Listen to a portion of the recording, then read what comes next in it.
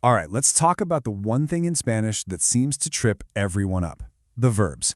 But what if I told you it wasn't about memorizing endless, boring rules? What if it's actually about cracking a really simple code? A pattern that once you see it, unlocks a huge chunk of the language. Let's get into it. So what is the real secret to actually speaking Spanish? I'll tell you what it's not. It's not about cramming thousands of vocabulary words into your brain. No, the real key is so much simpler. And it's hidden right inside the verbs, in the way they change. And today, we're going to uncover that secret together. So, here's our game plan. We're going to start with the absolute bedrock, the three main verb groups. Then we'll get to know the subject pronouns, the who doing the action. After that, it's the main event, cracking the conjugation code itself. We'll try it out with some practice, and by the end, you'll see exactly what kind of powerful key you now hold. Okay, first things first, we have to start with the foundation. Believe it or not, pretty much every regular verb in Spanish, and we're talking thousands of them, is built on just three simple categories. This is square one for cracking our code. This is the magic number, 3. That's it. Before you start worrying about charts and rules and all that, just burn this one number into your mind. The entire massive world of Spanish regular verbs, it all starts with 3. See? Not so scary.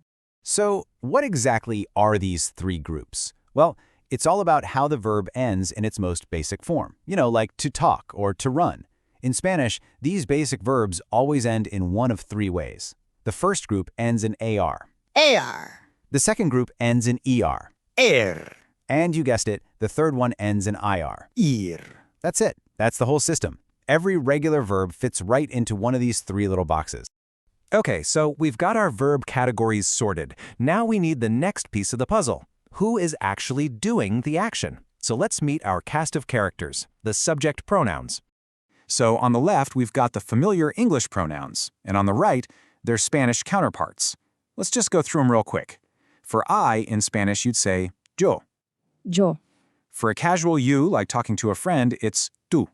tú, For he or she, it's él or ella. él o ella. For we, it's nosotros for a group of guys or a mixed group, and nosotras for all women. Nosotros o nosotras. For you plural, which you'll hear mostly in Spain, it's vosotros or vosotras. Vosotros o vosotras. And finally, for they, we have ellos or ellas. Ellos o ellas. And now, for the secret ingredient. It all comes down to this one little word, desinencia. Now that sounds fancy, but all a desinencia is the verb ending. But here's the magic trick. In Spanish, this ending is so powerful that it tells you exactly who is doing the action without even needing to say I or you. And this is a huge difference from English, because that verb ending, that desinencia, is doing all the heavy lifting. You can just drop the pronoun. You don't always need to say yo or tú. The verb itself tells the whole story. It is unbelievably efficient.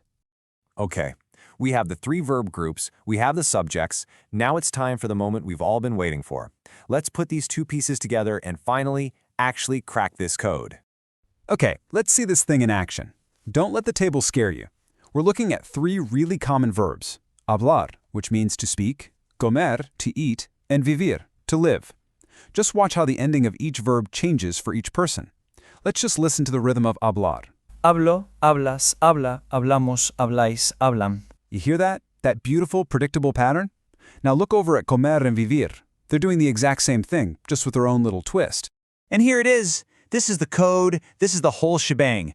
We've taken the verbs away, and we're left with just the endings, the desinencias. And this is the most important thing you'll see today. You don't have to memorize hundreds of different verbs. You just have to learn this one pattern. For any regular AR verb, you just pop on these endings. Same for ER and IR. This is your master key. Let's look at a perfect real-world example. Hablo español. Okay, so the verb is hablo. If we peek back at our code, which ending is O? It's the one for yo, for I. So even though we didn't say yo, the sentence is perfectly clear. I speak Spanish. See? The verb ending did all the work for us. All right, you've seen the code, you've seen the logic behind it. Enough theory. Now it is your turn to actually use it. Let's put what you just learned into practice.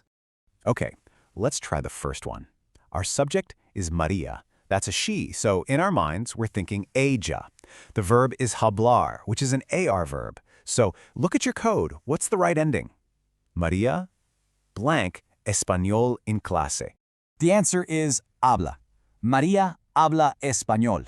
The ending for ella on an AR verb is a. You just stick it on the stem. Perfect. Let's do another one. This time, the subject is we, nosotros, and the verb is comer, which is an ER verb. What do you think the right ending is for this one? Nosotros comer pasta los domingos. And you got it, it's comemos. The ending for nosotros with ER verbs is hemos. So, nosotros comemos. See? You are totally getting the hang of this. Okay, last one. The subject is they, or ellos. The verb is vivir, which is an IR verb. How would you finish this sentence? Ellos vivir en una ciudad pequeña. The correct answer is viven. For ellos with an IR verb, the ending is en. Ellos viven. Fantastic! You just conjugated 3 different verbs perfectly. So let's just pause for a second and think about what we've actually done here. You haven't just memorized some grammar chart. What you've really done is unlocked a fundamental tool you need to actually communicate with people in Spanish. And this is really the bottom line. It's not about passing a test or being correct. It's about being understood. Once you get comfortable with these endings, you're not just conjugating verbs anymore. You're building sentences. You're sharing ideas. You are actually starting to speak the language. You now have the key. You have the pattern that lets you form thousands upon thousands of correct sentences.